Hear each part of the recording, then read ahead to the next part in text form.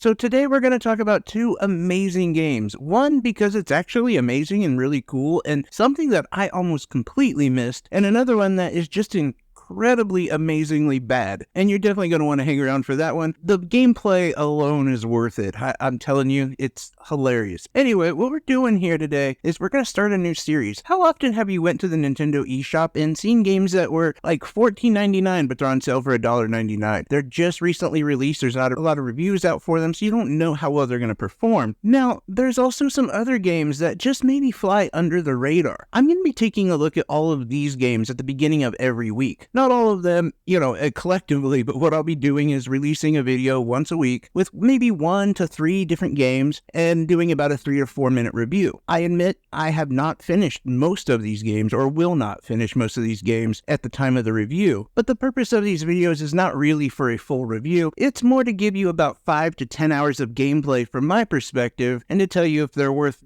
checking them out or if you should just pass on them. Sometimes it seems like some of these games are just too good to pass by. Now, again, you're going to definitely want to hang around because one of these games I am so glad I found, as it didn't really seem like the type of game that I would be into, but for $11.99, I have been addicted to this game called Warriors of the Nile 2. It is a roguelike strategy RPG with essentially a lot of the combat taken out of your hands. You do set your character where you want them to go, and you can sort of control what kind of attack they do, but they more just automatically attack once they're put next to an enemy. You don't get to actually decide what kind of attack. There are some specials that you can turn on and off as you accumulate them through battles. Some of them allow for just like being an overpowered tank and being able to just take all sorts of damage to giving you a boost in attack power. One of the coolest things about this game is it feels like somebody said, hey, let's take a strategy RPG and Loop Hero and combine them to make a game. Because you see, after your run and your inevitable loss,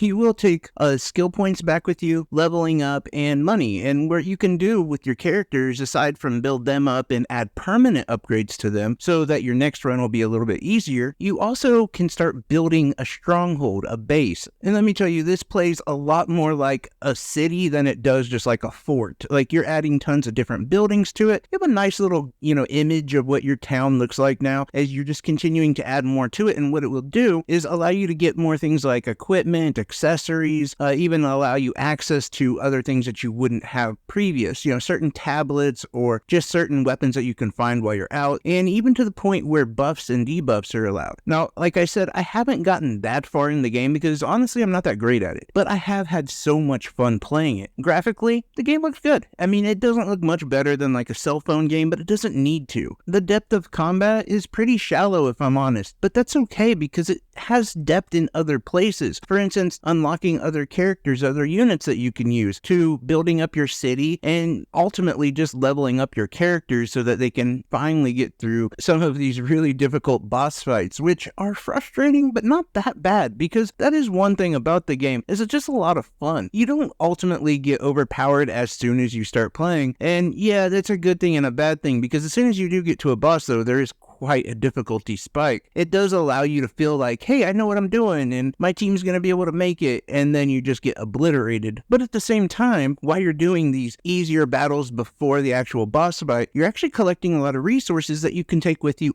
after the boss fight, and so that you can apply them to your next run. And I know that this type of game is not as unique as it once was, but it is still kind of hard to find these games where you feel like the tuning is just right. The difficulty is not set to a point where, like there are in certain games, where you don't feel like you're ever going to win. You actually feel like you're going to be able to overcome these obstacles, and you can. With just enough time and effort and practice, you will overcome some of these bosses, but it's not so easy that you can just run through it in a single run. So I really do like this game, and like I said, for $11.99, it's a game I definitely recommend picking up. As far as performance, by the way, I had no issues, no crashes, a game played like it should, and it's not being asked to change the world with what it's doing, but it's definitely providing a solid experience. So now, I give you guys the greatest samurai game ever made. It is called Samurai Japan Warrior Fighter. I know what you're thinking. Nima. The name of the game is Samurai Japan Warrior Fighter. Did that not tell you how bad this game was gonna be? Like, sometimes you do gotta judge a book by its cover or title, and when they just throw in a bunch of buzzwords like that, shouldn't that tell you this game is not gonna be good? And I would say to you, yeah, but I'm not very perceptive. And sometimes I just look at screenshots, and to be honest, this game was $1.99. It's like 80% off. I think it was like $11.99. Although, here's the shocking thing. Everything is meta now, for the most part, right? Well, so is this game. Because what's important about being a samurai? Patience, perseverance, and pretty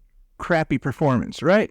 And that is exactly what this game gives you. It really requires a lot of patience. I mean, an insane amount of patience. Like, if you master this game, you're gonna have the will to be one of the best samurais to ever exist. Because you're gonna have to go through, well, meaningless, long conversations where they seem to give you the word letter by letter, and there's no skipping. Not to mention the fact that you have to be persistent. You have to be open mind, if you will, because most of the assets are all the same. Yeah, there's 2 NPCs. They're supposed to be different people. And they're also supposed to be old men, but neither one of them look that old, and they all, well, let's just say they look the same. Like, I think this is the same guy. At first, you think, oh, this is sort of like the tutorial, the ghost warrior training you. No, it's supposed to be another person, even though that NPC, the second one, looks exactly like the first one. And again, he refers to them as old, but they look pretty young. So you see, it's going to teach you perception. Because if you're just playing the game normally, you're going to be like, hey, that's like the same dude. And unless you're at a certain level, as soon as the dialogue comes up, your brain just glazes over. You can't possibly finish it. You'll just start to go brain numb.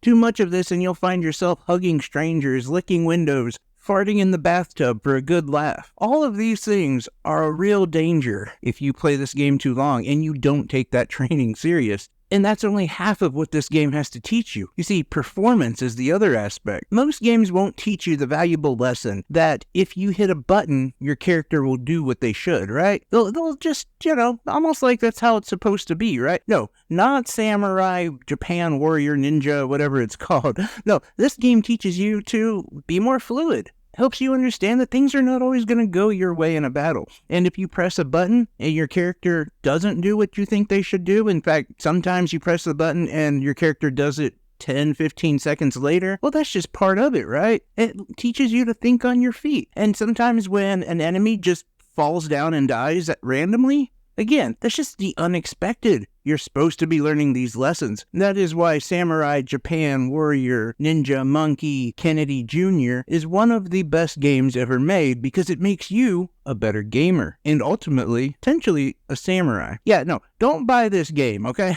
I don't know if I spelled it out as clear as I could. Don't waste your money. This game is awful. And again, yeah, if you looked at the title, you'd probably figure that out. Anytime you see a game that just has a bunch of buzzwords, you know it's going to be bad. But this game is so slow, too. I don't think I mentioned just your character movement is incredibly slow. The fighting is so horrible. Like, there's nothing I can really say redeeming about this game. It's trash. Don't buy it. But listen, this is just the end of the first, little review video I'm doing. Since this is a new series, if you will, we're going to actually do one tomorrow. And in that one, my son Jameson's going to be with me. We're going to talk about Amanda the Adventure and a couple other games that I got that might be surprising, but they're all part of this kind of new release, under the radar type game. And like I said, start expecting these videos early to midweek, once, maybe every other week, or maybe once a week. We'll see what we can do. But anyway, I appreciate you guys. Thank you all so much. And by the way, if you stayed this long, let me know what you're playing, what games you're interested in, what games you're excited for. And if there's ever a game you want me to review, just let me know down in the comment section and I will get to it as quick as I can. Anyway, thanks a lot, guys. I love y'all. Take care. Bye-bye.